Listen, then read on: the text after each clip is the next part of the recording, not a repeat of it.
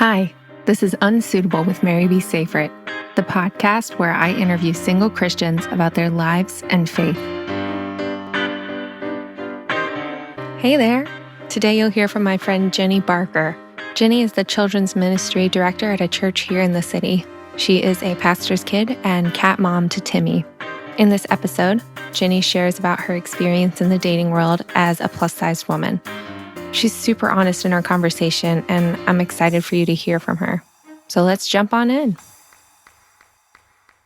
Hi, Jenny. Hi, Mary B. Thank you for coming. Thanks for having me. I love that we work so close to each other that it was just a stroll down Fifth Avenue for you to get here. Yes, it was nice outside too, so thank you. Oh my gosh, it was a gorgeous day. I'm like a little sad I didn't get to enjoy it as much as I would like. But it's always nice talking to a fellow Southerner, and especially somebody who has lived in North Carolina, because that's where I'm from, and I love my state. So will you tell me what brought you to North Carolina, why you were there? Yeah, so right after college, I had already, of course, planned out my entire life at that point. Sure. As we all do. So I had decided I wanted to go definitely into ministry. Okay. And along that track, I was like, well, I need to go to seminary to make that happen. Naturally. So being from the South, my father is in ministry as well. So I leaned on him a lot to kind of guide me in where I should go and all that. So ended up at Southeastern Baptist Theological Seminary. Okay. Which is in Wake Forest, North Carolina, suburb of Raleigh. Yes. And I lived there for about 7 years. Okay. And loved it. I love that place. Oh my gosh. A lot. Wake Forest, which is different from where Wake Forest University is, which is in Winston-Salem, North Carolina. Mm-hmm. Wake Forest is its own town, separate from the university, just for any non-North Carolinian listeners out there who are invested in the geography of North Carolina. Correct. Yes. So 7 years. Yeah. In the Raleigh-Durham area. Mm-hmm. That's awesome. But before that, a ways before that, you were in Georgia. Yes. Yeah. So can you talk a little bit about what life was like for you in good old Georgia? Yeah. Oh, man.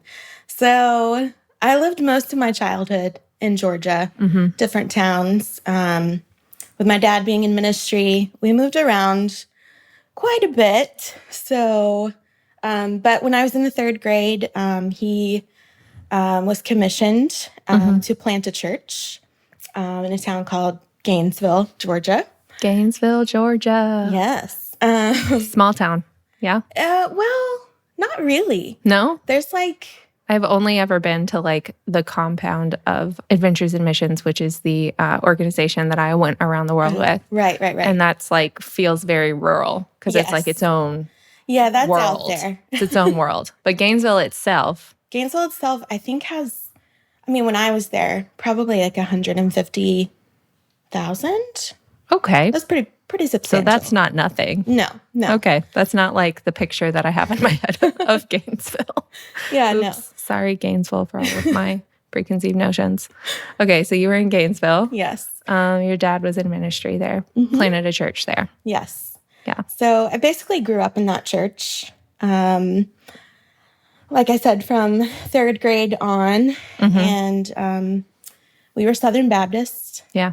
But we were not your typical Southern Baptist at all. We were very much focused on reaching the everyday man. And so it was very contemporary feel.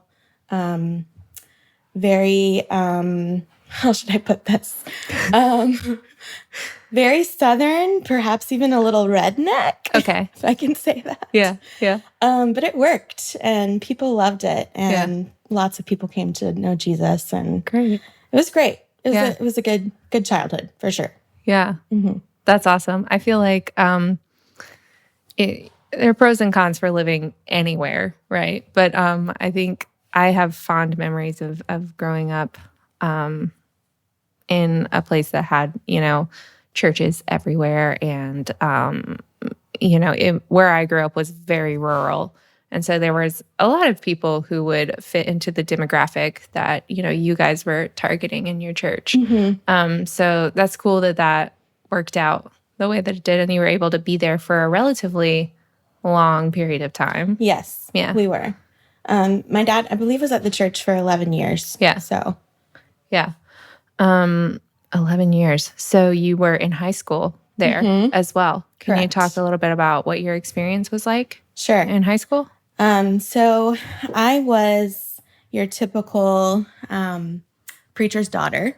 So in that, I was goody two-shoes for sure. Yeah. So because it's one extreme or the other.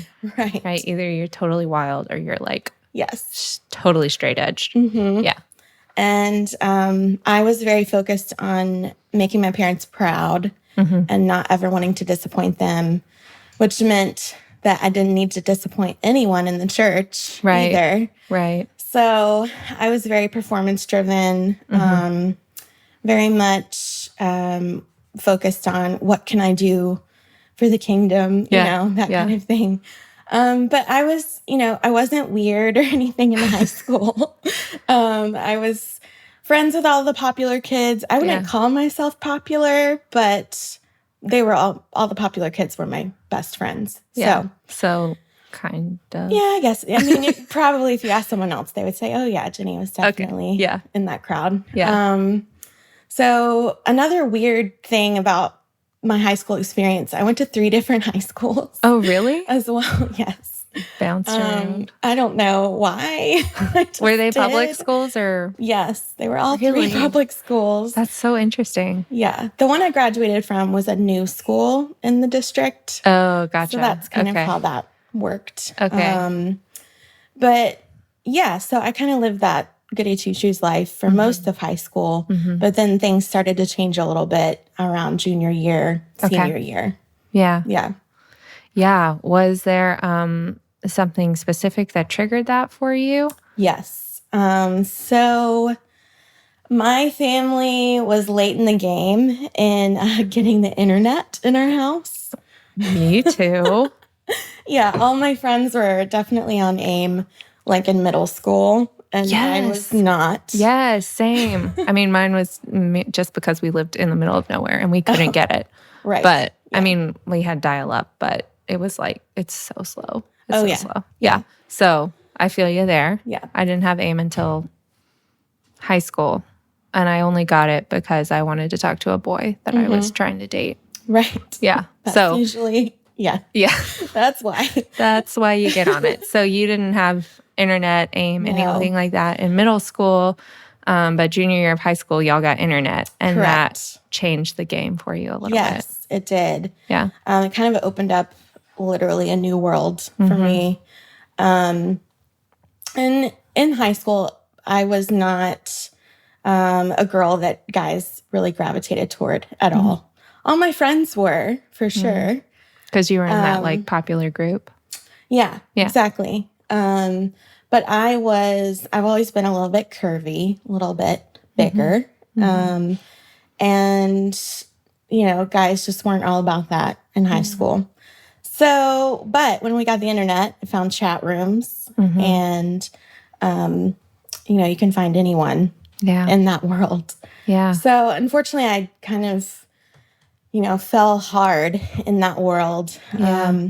Which led to talking of lots of different men, mostly inappropriate. Yeah. And then because you were like 16, 17. Yeah, 16, like 17, 18 is when all that was going down. And it was going down like, after midnight for whatever reason. Oh, yeah. My parents didn't care that I was up that late on the computer. They were somewhat oblivious. Yeah. So...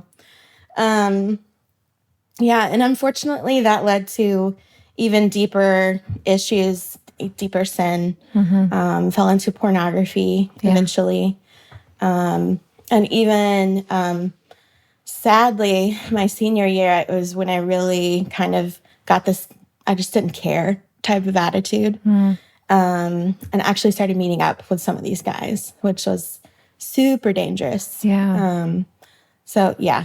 Really, really dark time for me. Absolutely. Yeah. So these were like grown men that you were meeting up with? Not necessarily. Not necessarily, no. The guys that I had met up with were usually maybe 2 or 3 years older than me. Okay. At that point, I was 18. So okay. So not as statutory-esque. No. Right. Right. Yeah. I feel like that's probably an experience that a lot of people have had. That I mean, like as I said, we lived in the dark ages in my house, so I didn't do the whole do the chat room thing. Right. But it's definitely a common story that I've heard, just with coming of age in the age of the internet. And I'm sure that your parents, if you didn't get internet until super late, they weren't necessarily very familiar with a lot of the risks involved with it. So I imagine that had a huge effect on their rules and limits. Yeah, for sure.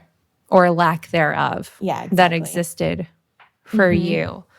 So did that persist through college? Because you went to Missouri. Yes. For college. I went to Missouri, which is another long story, but was actually really good. It was a Baptist school. Okay. Very small. And I did have the internet, but it was extremely limited there. So, right. Yeah. Yeah, because that's a Baptist school thing to have a lot of rules. Yes. Yeah.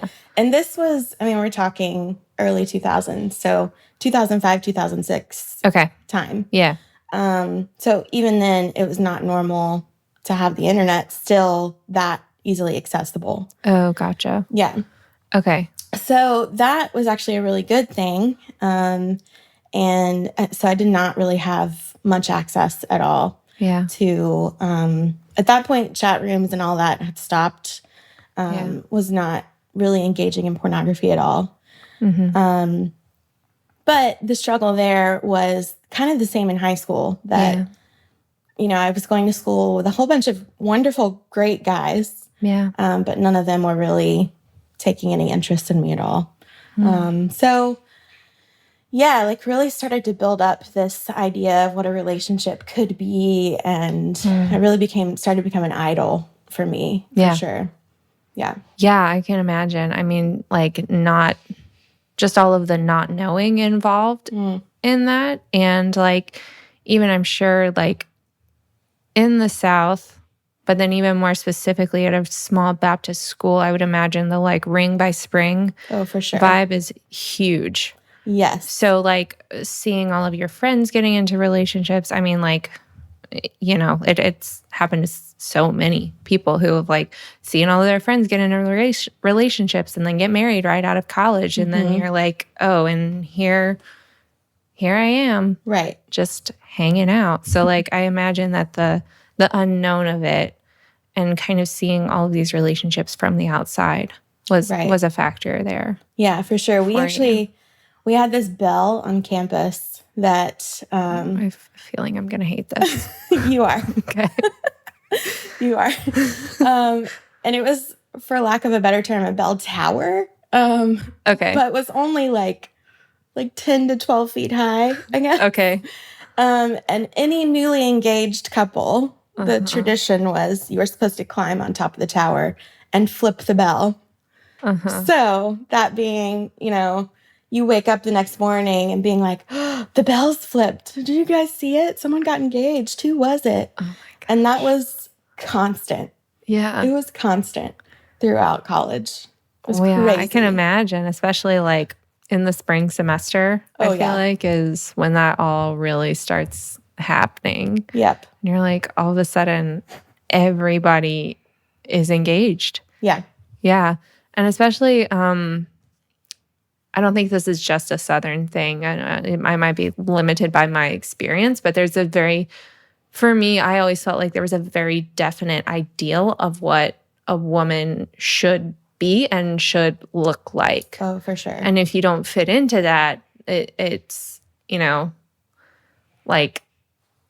it's really hard. Yeah. It's really hard to have a positive sense of self if you're well, this is the ideal and I'm not it. Right. Exactly. Yeah. And I'd say I'd actually experienced that attitude more at seminary. I was very much the minority, of course, there. Right. Being female. So, yes. Yeah. And these are, I'm back in North Carolina at this point. Right. So I would say a large percentage of the men there were from very small towns in the South. Yeah.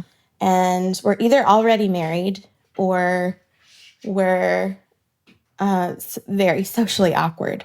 And already, this is probably not fair of me to say at all, but this was just my experience. Like, they just had already had an idea of what they were looking for in a wife. Right. And it was someone who looked Proverbs a certain way. Proverbs 31. Also looked a certain way, yeah. And also someone who was not very outspoken.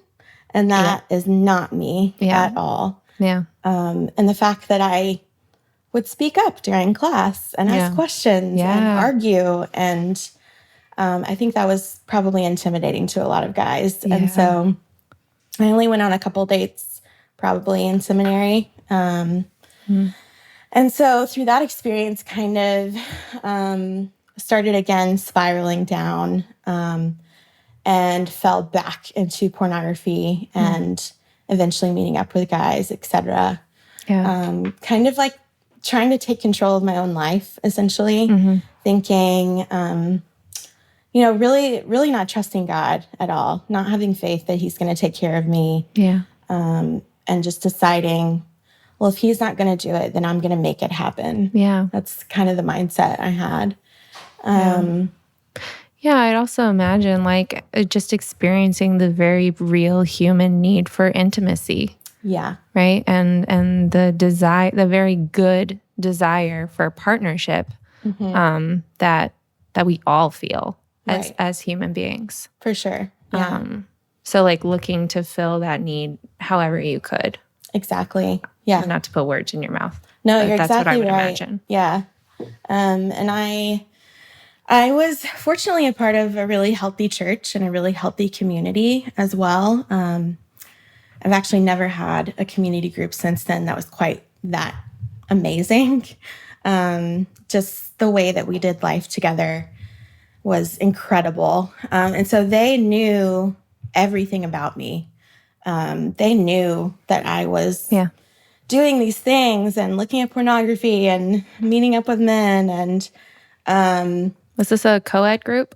Yes, but only the women knew about this part. And they called me out for sure.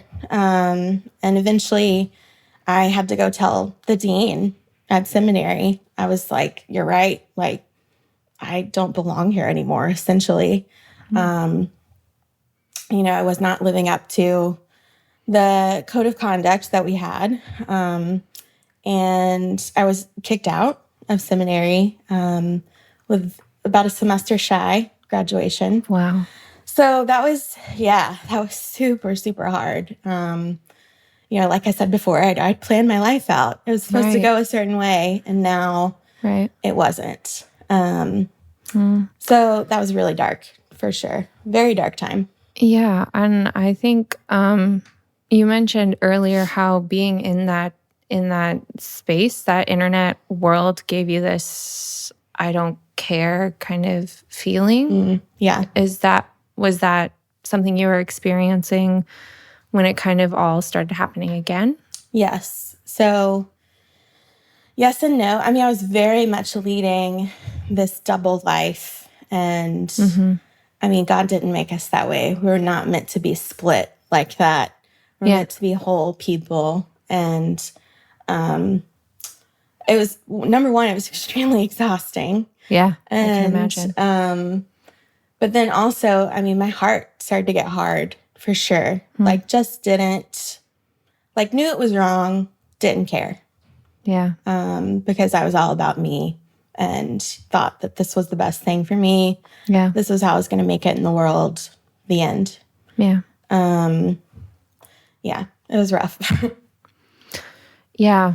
So after, getting out of seminary, was that something that kind of changed, was a catalyst for changing your heart in this? Or can Can you talk a little bit about? Yeah, absolutely. I tell people that was probably the worst day of my life, but also the very best thing that could have ever happened. Yeah. God really, really used that event to kind of snap me out of it a little bit. And I started going to counseling. And about, long story short, 6 months later, I was listening to a sermon, and I was with my friend, my best friend at the time, Megan, and she had kind of dragged me there. Yeah. And it was just on salvation, things I had heard who knows how many times. Yeah. Things I had studied, things I had written papers on. Right. And it just clicked for me that I had been essentially working for my salvation. Like, I was doing all these really awful, sinful things in secret. And subconsciously, I thought, well, then outwardly, I have to do these things for the Lord, which means I need to work in the church. I need to go overseas and do missions. Right. And I realized, oh, that's not actually the gospel. Yeah. That's not why Jesus came to die for us at all. And so just that realization was life-changing for sure. And I became a believer shortly after that, and really kind of started to relearn what it means to be a believer. Yeah. And what it really means to follow Jesus. And I'd love to say that everything has been fantastic since then. That's not really how life works. Exactly. Yeah. That's not how life works. Probably a couple of years later, I fell pretty hard again and kind of, went down that road again of being, I loosely say relationship, being in relationships with guys that I had no business being in, and started to get that not care attitude again. But like I told you, I had an amazing community at that time as well. I was still in counseling. And the Lord used all of that to teach me, teach me about love, essentially. That He doesn't matter, like, how far away I'm going to try and get from Him. Yeah. Like, He's not letting go. So have you found that your relationship with dating and the idea of dating has changed at all? That's a really good question. Wow. So I, right before I moved here, I was dating a guy. He was a great guy. But also I was about to move to New York. Right. So that wasn't going to go anywhere. So I had the mindset of when I moved here that I was really just going to focus on work, which was working with this church plant, and just focus on ministry. And that was it. Yeah. Like, that's literally all I was focused on. But I would say probably not long, like 6 or 7 months into that, really starting to feel the loneliness of the city. Yeah. And I had great friends. Most of them were quite a bit younger than me, including the pastor of my church plant and his wife were also younger than me. Yeah. So that was a weird dynamic, and just really started to crave that connection, and really started, I don't even know how to explain it. I guess almost like a pity party of being single and wallowing a little bit, maybe. Yeah, wallowing, but also like being really careful because I know where that road can lead me. And like I was super against like any kind of app on my phone, like because I just was scared about the that. Technology component of it. Yeah, for sure. And so at that point, I decided to get back into counseling, and so I've had my counselor now for, I guess, like almost 3 years. Just awesome. She's fantastic. Awesome. So she's really helped me kind of dig through that lots of issues, but also just how I think about dating and men and myself. And it's definitely difficult. A lot of my friends, go on dates fairly regularly. And I have been on one date since I've lived in the city. And it was, it was a good experience for sure. Yeah. But I met this guy. I eventually kind of caved to the app thing, and tons of my friends know. I have lots of accountability there. That's good. Well, I mean, because it's like, it's so hard not to. Yeah. Because like just the organic thing is I feel like everyone walking around in New York is in their own world. And you kind of have to be because you're just inundated with so many things. But exactly. Anyways, so you so went back, decided to try the online thing. Yes, I did. Didn't have a lot of luck with any of them, really. Got a lot of, I don't think anybody was really ever cruel to me, ever. But not nice sometimes, just about my appearance. And, that didn't feel very good at all. I'd never experienced that kind of rejection before. I've experienced rejection, absolutely. Yeah.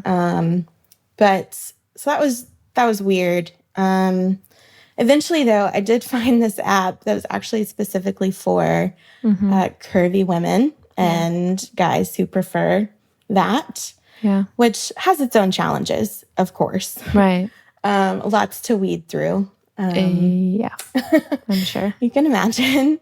And also, there are quite a few men on this app, which, they're out there. But I have yet to find a Christian guy on this app.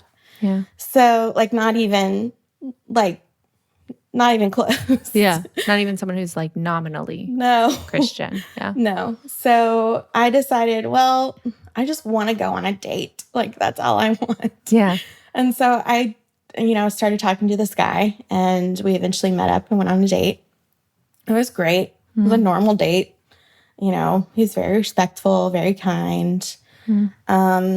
And, about as far from a Christian as you can get. So I was, trying to convince myself that I would be fine. I can, we'll figure this out as we go. Yeah. But then after talking to my counselor and several friends, my counselor looked at me and she said, Jenny, where do you think this is going to go? Yeah. What, realistically? Yeah.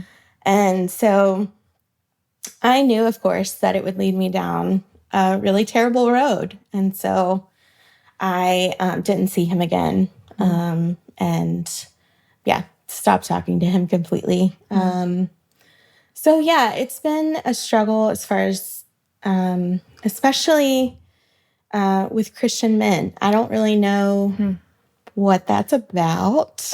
Yeah. But it's tough. It's really, really tough. How are you finding hope and healing? Because hope and healing it's all a continuous, it's not linear. Right. It's a continual thing that we kind of have to keep coming back to. And it's sort of a small, for me at least, has been a small incremental kind of process. So how are you finding that? Yeah. It's, I guess the overarching hope that I always have is that God really does have what's best for me right now.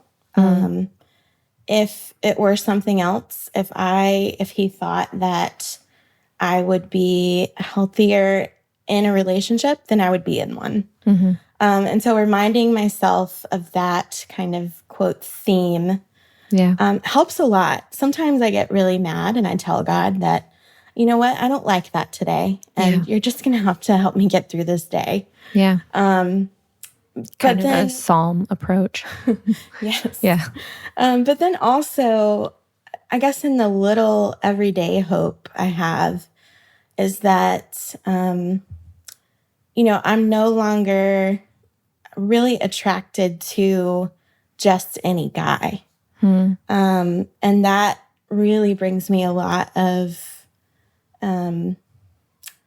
joy, that God has worked in my heart, and that he has given me just this heart for what he wants, really. Yeah. And so that helps a lot.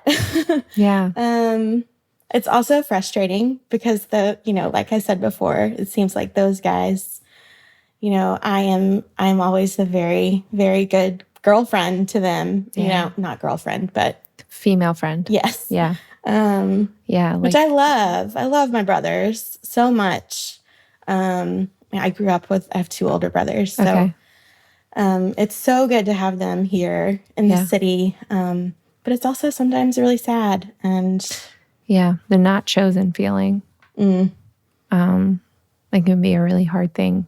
Because we are chosen by God. Yeah. Right. But sometimes you want like a physical human person who is in front of you on the earth, who is choosing you. Right. There's also that, which is, again, not a bad desire in and of itself.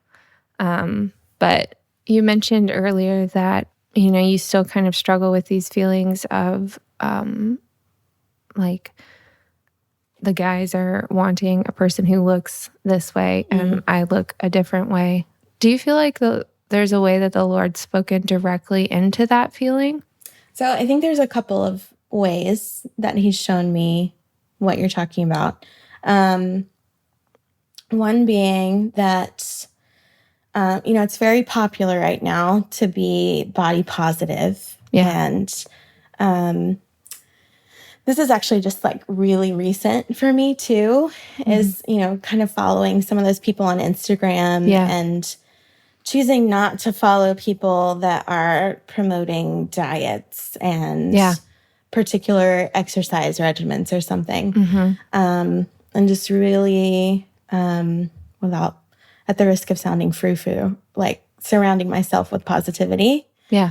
And, really trying to focus on that God did make me this way and that I am beautiful and that it's not up to a man or a person to, make that statement at all. And so that's obviously something I'm still working through a lot. Yeah. I absolutely want to be healthy, of course. Yeah. And so I may not look like some girls, but my body can do hard things and it's capable. And I'm very thankful for that. And then another kind of weird way that he's roundabout way, I guess I should say, he's shown me this is that I have so many amazing girlfriends here in the city. Yeah. Who are going through the exact same thing as me.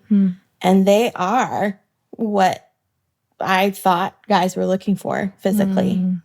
And so that's helping me see, it's not just about that. Well, Jenny, to wrap up, I want to ask you one last question. Will you tell me one thing that's hard right now and one thing that's great? One thing that's hard right now is my cat is being really crazy at the moment. Oh, really? Yes. I've just started being really busy during the weeknights, which was not normal the past year or so for me. Yeah. So he's used to having his mom at home. Yeah. And now I'm not so much. And he doesn't like that. Yeah. He's pretty temperamental. But I love him. He's so great also. Yeah. Okay, so one thing that's great is I am part of the Gotham program, Gotham Fellowship at Redeemer, our church. And it's so great. This past summer, I was really praying a lot for community. Yeah. And he's really answered that in Gotham. And so just getting to know those people and to talk about really deep theological things, it's been wonderful. So, I'm loving it. Good. Good. Well, Jenny, thank you so much for being here. And thank you for your honesty and your openness. Yes. Thank you for having me. Of course. Thanks for listening. Thanks to Jenny for making the time and for being so open. This was the final interview of our series on dating, so next week you'll get a wrap-up episode. Thoughts, comments, and questions, feel free to follow me on Instagram at maryb.safrit or head over to my website, marybsafrit.com, and drop me a line. Theme music is by Chad Rollinson and sound editing by Andrew Kim. Unsuitable with Mary B. Safrit is copyright 2019. Mary B. Safrit, LLC, all rights reserved.